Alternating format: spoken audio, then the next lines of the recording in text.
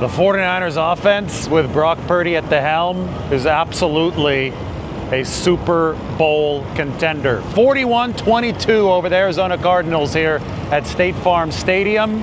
We saw Skyy Moore take the opening kickoff from this part of the field, 98 yards all the way to the corner over there. 49ers special teams set them up for this commanding win, which followed the formula. I was just down in the locker room. Christian McCaffrey called this vintage Brock Purdy. He was vintage Brock. Yeah, I mean, and that's a huge compliment. He was poised, made some great plays, made some huge third down throws, kept us in the game, was smart the whole game. That to miss games like that is really hard, and to come back in the middle of the year and I think people kind of just watch and like, oh, he had a good game, whatever. But to be out that long and to come in and do what he did today is extremely impressive.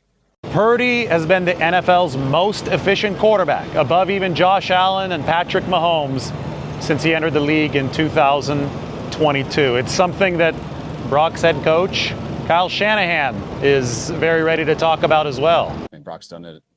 You just got to look at his numbers and stuff throughout him playing and everything, and not many people have done it better than him. So, I mean, he's been as efficient as anyone. He's made as big plays as anyone, and he's led us to a lot of wins. Now, in that 49ers locker room, I had a chance to discuss the Purdy can, the audible play, if you want a more familiar term, that led this game off. It was absolutely electric. Brock, from about that spot on the field over into that far corner, just threw an absolute dime to George Kittle. But he changed the play at the line of scrimmage. The 49ers actually entered this game with a very complex offensive game plan. A lot of cans, which means you can't a play.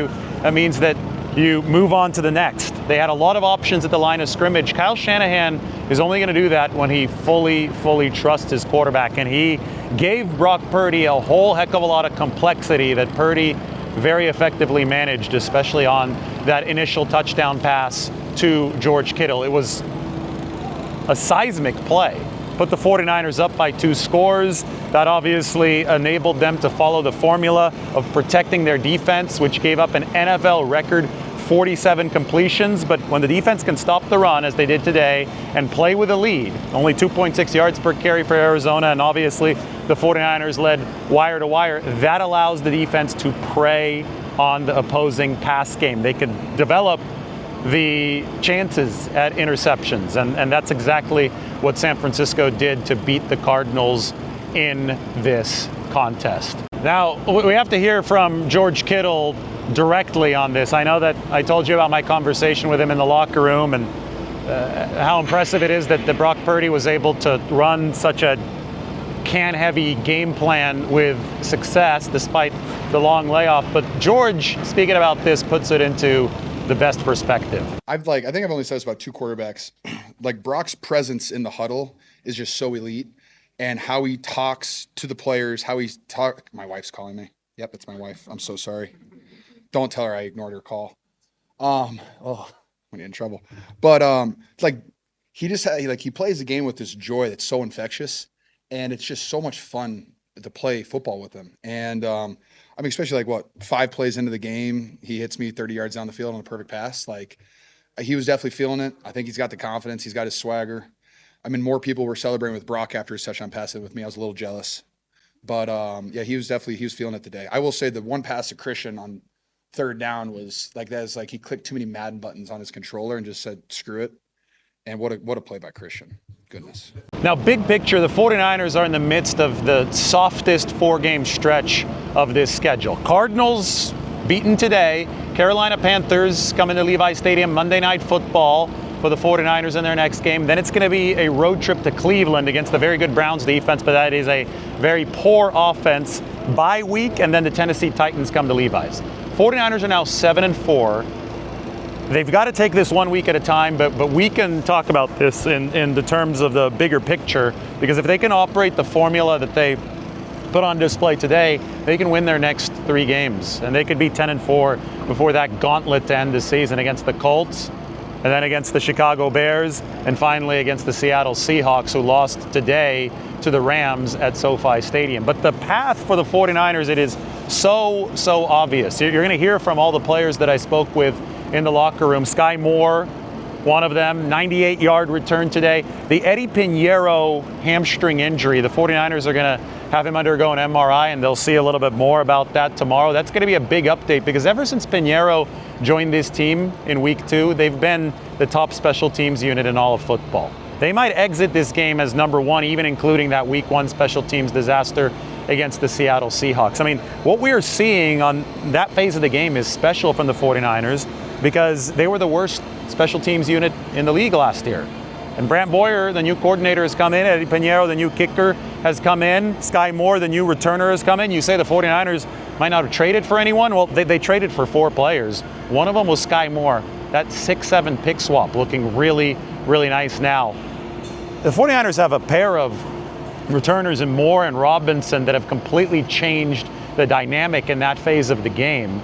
And it's setting the entire team up, especially one that's beleaguered on the defensive side of the ball. It's setting them up for success. So Skyy was huge. How about defensive opportunism in this game? Talked to Diomede Lenoir in the locker room. I showed him the video of his return. Jair Brown was telling Demo, man, if you would have just followed my block to the outside, that could have been a pick 6. I remember in 2023, 49ers launched a pick 6 here. It was Charvarius Ward on the field at State Farm Stadium. Demo, after a lot of cutting, and obviously his calf feels okay, had the MRI before the 49ers took off here to Arizona and cleared that. He nearly took it back, but it was emblematic of what this team is going to have to do defensively. You know, we mentioned the 47 completions, an NFL record for Jacoby Brissett, 452 yards, a lot of leaky yardage. I'm sure that's something that Robert Saleh is not thrilled about. A lot of teaching moments in this game for the 49ers young defenders. But if they can pick the ball off like we saw from the safety position and Malik Mustafa early in this game, and like we saw from Diomede Lenoir on that near pick 6 here on the field right in front of me, or like we saw from Upton Stout right at that far goal line for the 49ers. If San Francisco can be opportunistic like that, then they're going to be able to win games by multiple scores because their offense is downright elite. Remember that, you know, Ricky Pearsall was just getting back in the fold today. 49ers put 41 points up. That was the highest output of the season for San Francisco. They had 34 against the New York Giants, but they did that with time left still on the clock in the third quarter. So the 49ers offense should get only better as Pearsall shakes off the rust. I think there's some rust for Purdy to shake off. I thought that, you know, and I mentioned this earlier, I mentioned it a lot on Twitter. When it's 3rd and 5 or shorter, especially in plus territory, Kyle Shanahan needs to start thinking of 4-down territory consistently. And when you think of 4-down territory, you call the 3rd down play a little bit differently. You don't throw up a prayer ball on 3rd down as the 49ers did 3 times today with Brock Purdy. If you start running the ball a little bit more on 3rd and 5, 3rd and 4, 3rd and 3, maybe you don't get all the yardage, but you set up 4th and 1, 4th and 2, even 4th and 3. That's better than just staying in 5 yards to go after a prayer ball that risks being a turnover comes up short. So, I mean, some of those things the 49ers are going to iron out. I have full confidence in that. And if that does indeed happen, well, this offense can put up more than they did today. More than the 41-point output on this field in Arizona. And that sets the 49ers defense up to be successful even when it gives up a lot of yardage. Now, a couple things happened today. We saw Nick Martin play for the 49ers at Sam linebacker, so that they are now integrating their rookie 3rd-round pick into the fold. Luke Gifford got hurt, but then re-entered the game. But Martin was playing Sam linebacker even before Gifford got hurt. Now, the big injury today for the 49ers, the one that they've got to be very concerned about outside of Eddy Piñeiro, is Tatum Bethune. And they're afraid it's a high ankle sprain. They're going to check into that tomorrow to know if it is or not. But he had a walking boot on in that 49ers locker room. If you don't have Bethune, then Curtis Robinson has to play that middle linebacker spot. You've got D. Winters, who has been up and down this season, playing the weak side spot, and obviously the rookie Nick Martin at that strong side spot. Situation will be very, very constant for this defense, in that I think you're going to see inconsistency be consistent for San Francisco over the rest of this season. Robert Saleh will try to coach all the wrinkles out of this defense. It's going to be impossible to be fully successful, but if he can get the kind of pass rushing effort the 49ers gave today, and if they can continue stopping the run the way that they did today, even high yardage allowances will be games that the 49ers can control by virtue of their offense and special teams. Arizona managed only 2.6 yards per carry. I think Alfred Collins was a huge part of that. I think the 49ers lead was a big part of that. But as opposed to last week when the Rams literally ran over the 49ers, this week the 49ers did not lose control of the game on the ground, and it harkens back to the fact that before the Rams game, they were number 6 in run defense EPA, an improvement from number 29 over last year. That's one of the foundational pillars for the 49ers. Somebody like Alfred Collins is a huge part of that effort. Somebody like Nick Martin as the strong side linebacker now for the 49ers is going to be a huge part of the ongoing effort. Stopping the run, especially against some of the bad offenses coming up on the schedule, it only gets easier from that perspective for San Francisco. Stopping the run will be so huge to setting the 49ers up to have some fun on the defensive side of the ball, even if there are a lot of holes. That's how you play bend but don't break defense. I mean, so much of it today, you have to shout out to somebody like Keon White, who recovered the Upton Stout fumble. And he had a big pass breakup early in this game. It seems that he's just the type of player that the 49ers will need to make enough plays to survive defensively. Remember that Robert Beal Jr. suffered a concussion today. So the 49ers played the vast majority of this game with only 3 defensive ends. And they were still able to shield that enough to notch this victory and move to 4-1 in divisional play against the Arizona Cardinals. But as I've consistently stressed over the course of the past several weeks, this is all going to come down to the 49ers offense. They've got to be the locomotive that pulls the train. And I think that George Kittle summarized so much of the points that I've been harping on and so much of the 49ers' current situation when he talked after the game. Well, the nice thing is we haven't had a bye yet, which is crazy to me. And I could talk about that for an hour, but I'm not going to. I'm not going to go on a roll there. But we have a Monday night game, so we have an extra day to just kind of get our bodies right, figure out, what we have to do. And then short weekend to Cleveland. But, we're positioned, right where we want to be. Our offense is basically healthy where we want everybody to be at. And if we can just keep rolling, keep making plays, Kyle keeps scheming it up for us. The crazy thing too is Ricky had 1 catch today. I mean, that was more catch than I had in my first game back. So he's going to pop off here in a sec, because I wish you guys could watch practice the whole week, because he was just on fire the entire week. And, just some of the looks weren't there, but he's going to have a great game. And then when Ricky's running his routes full speed and we get Juwan involved and me and Christian and Juice, I think it's just a very lethal offense. Now, speaking of lethal offensive play, let me add this. I talked to Christian McCaffrey in the locker room about the fact that it's the 49ers' first 20-yard rush all season. Not a coincidence that it happened with the spacing opened up with Brock Purdy's return, with Ricky Pearsall's return. Christian, to me, seemed upset after this game, pissed off still. Christian McCaffrey is still hungry. The 49ers just put up 41. Christian McCaffrey's on pace for 1,000, and he's hungry for more. That should be some of the most appetizing news for 49ers fans around. That's what I gathered for San Francisco. This offense, we've said, elite offense leads the way. This offense, if it's not there yet, they're on their way to being that elite offense that's going to keep things mighty, mighty interesting at the very least for the 49ers in this 2025 season. That is good team, know how to win kind of stuff to the San Francisco 49ers. Arizona had 17 penalties. The 49ers had only 1. It was Renardo Green's penalty, and Kyle Shanahan made sure to bench Renardo Green for the drive to really clearly illustrate that's not acceptable. You can't retaliate in that situation. You can't go back for seconds if you're Renardo Green, but the 49ers, more disciplined football than the Cardinals. The 49ers, more efficient football than the Cardinals. Remember that Arizona in this game, as we head toward that 49ers locker room here at State Farm Stadium, Arizona had over 200 more yards than San Francisco, but it was the 49ers who had the more explosive and the more meaningful yardage in this football game. And that happens when the performance is as intentional as it was from the starting quarterback, when the defense is as opportunistic as it was for the 49ers in this game, when special teams gives you the boost that San Francisco saw. That's called a team win, and that's called complementary football. and that is what can lead the 49ers to some exciting times ahead. They're going to be favored over the next 3 after they beat the Arizona Cardinals in this one, 41-22.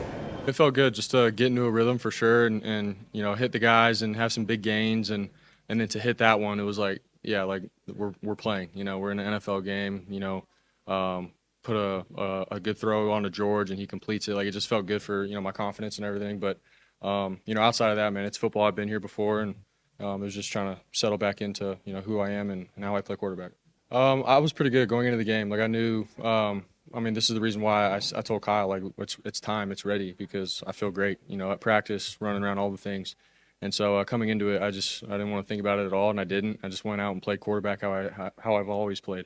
And so that's how I went about it. It feels great now, and on to the next one. So, yeah, obviously it's my first time missing that much time in a season, and for me it was new. How do I handle it? I'm the starter, and we put in all this work from OTAs to camp, and then we go into Seattle, big win, and then I'm just dealing with this toe thing for all these weeks. And so it was frustrating. I had to learn how to deal with it and mentally, like, just take it one day at a time, 1 week at a time, and trust that there's a process to this, and the trainers, the strength staff, everybody, they do this. This is their profession. So trusting in them, our plan that we put together, and all to when I do come back, mentally, I'm ready to roll. I'm going to drop back with confidence, rip it with confidence, play quarterback, go through my reads. So it was getting to that point, and so that was all new for me. But overall, it felt good, and I loved our plan, and I feel great now. So it's I'm glad we won, and now it's on to the next. No, I didn't even think about it, honestly, in the game or anything. At practice and everything, that's where I tested it all out, and I'm like, at practice, rolling out, all right, do I feel it, do I not? No, I don't. I feel great. And then come game, man, when I warmed up, everything, I didn't even think about it. It felt great. And throughout the game and stuff, I was able to do, I think, everything. Scramble, keepers, rollouts, step up in the pocket, like, played quarterback. Exactly how we wanted it to. So, running straight at the kicker, making sure I don't get caught by the kicker. But I feel like I did too much on that angle.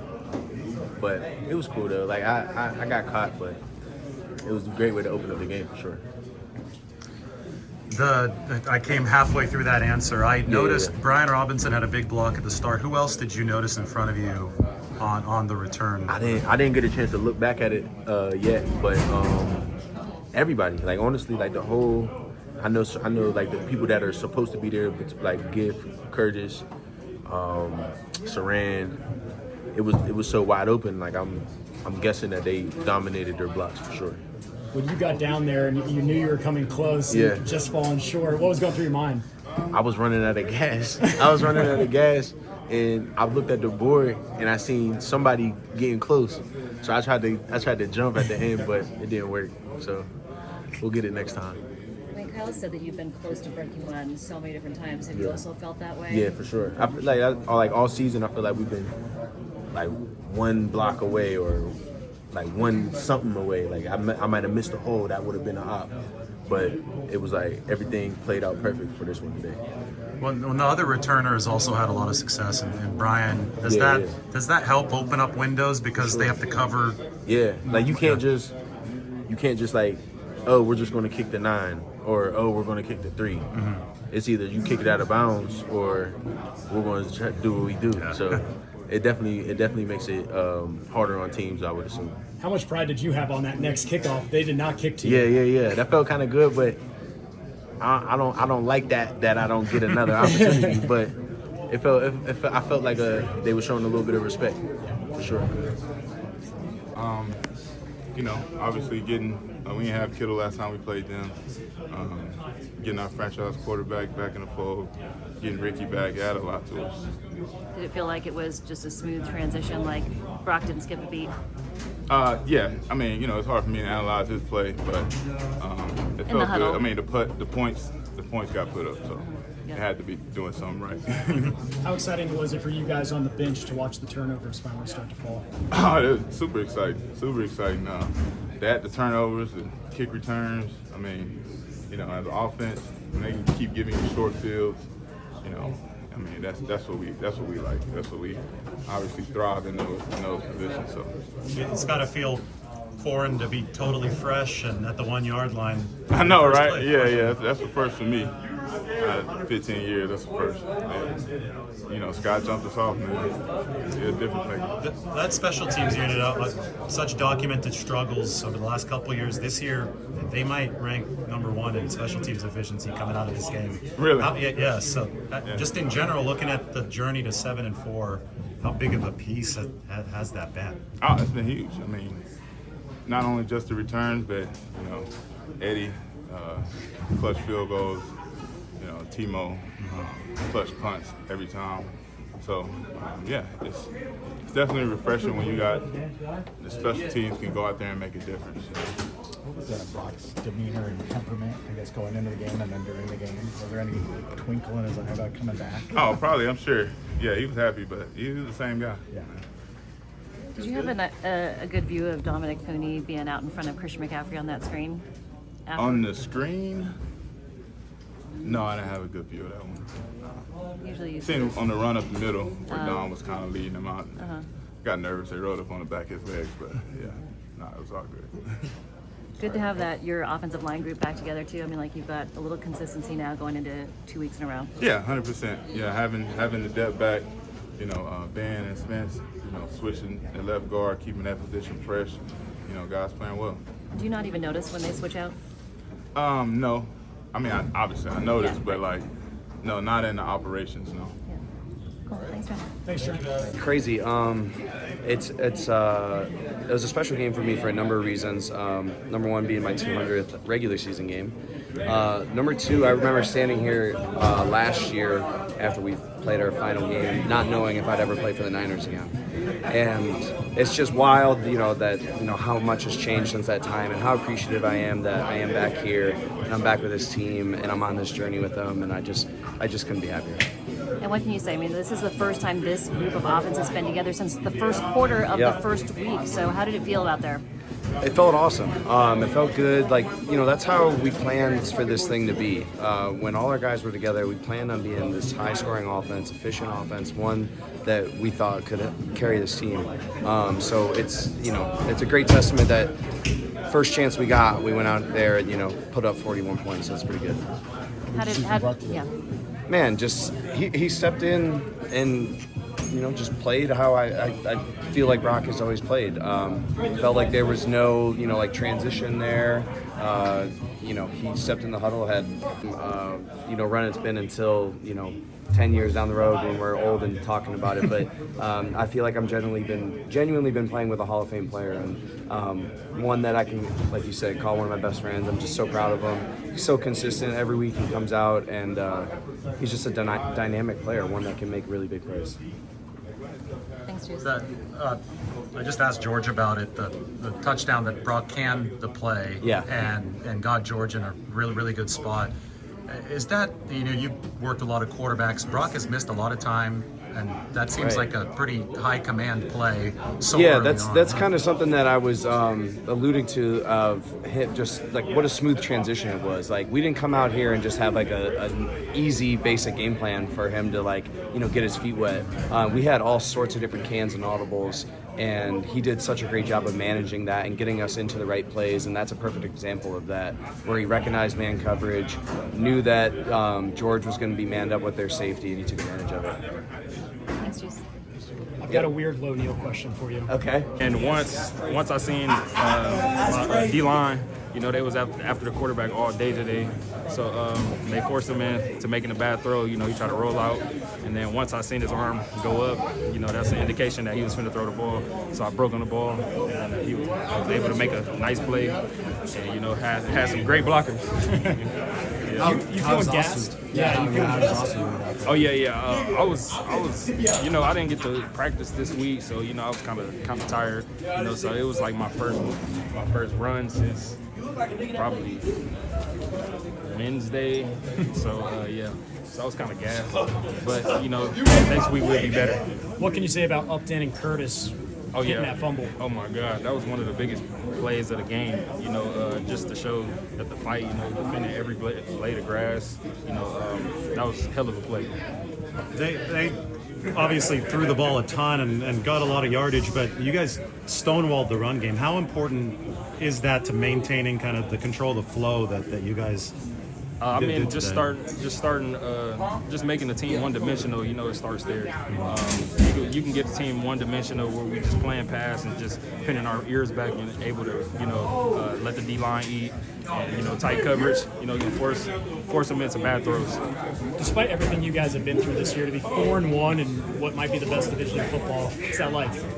It's crazy. It just showed the relentless of this team, the grit, the fight that we have, to just push and be 1-0 every week. Did you keep yourself engaged throughout the week, as you're not able to practice, but still be among your guys? Just heavy film, just trusting the indicator tape, trusting my coaches, trusting my teammates, that they're going to be in their spots and I'm going to be in my spot. And then, we talking on the field, communication, and just able to diagnose plays. What's it been like trying to build up? Like I said, just coming back to Arizona, as soon as we touched down, you can just feel it from his demeanor. Brock Purdy was back. Kyle trying to pump up the offense this week, knowing that you guys will probably do further outbursts. Did you reset? I think with Kyle telling you guys that you're probably going to have a big offensive game today. Not exactly, man. We just practice, take out practice, and take it to the game. How did having Ricky out there kind of help your mindset and the whole team's mindset today, just having him back out there today? It just felt good to have my bro back, man. Just seeing my bro back out there, just knowing what he's went through, to come back and, finish the game from first quarter to fourth, that was a win in itself. What kind of boost does Skyy's return give the sideline as far as energy at the start? Huge. Just had the sideline rocking, man. I had me a little 50-yard sprint just trying to keep up with him, man. It was fun. It was fun.